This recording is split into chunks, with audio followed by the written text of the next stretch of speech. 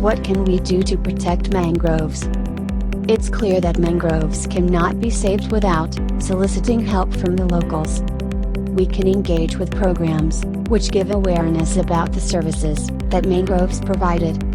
Local community can organize mangrove plantation programs around suitable areas with the help of authorities like Marine Environmental Protection Authority. As university students and educated people, we can help to restore mangrove forests. You can also help to preserve, protect mangrove forests.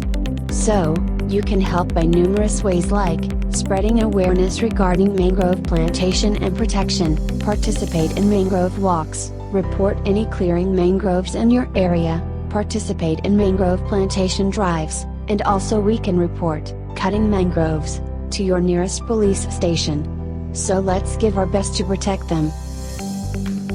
If you are organizing a mangrove project from your school, university or institution, are you aware of any institutions that can assist you?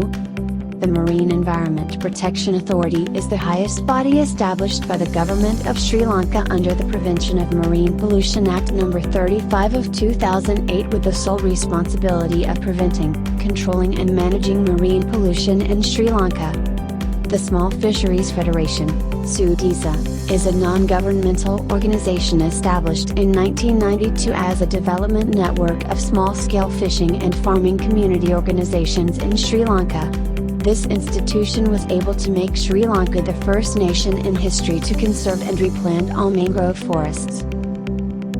Mangrove restoration projects in Sri Lanka have not been successful in restoring mangroves despite the good intentions which fueled them in the first place. According to recent research findings, sharp pointer to the mismatch between purported aims of restoration initiatives and the realities on the ground. The need to conserve and restore mangroves is critical, and our results should not be used as a motivation to stop investing in mangrove conservation. Well-prepared and well-managed mangrove planting with post-care can lead to successful restoration.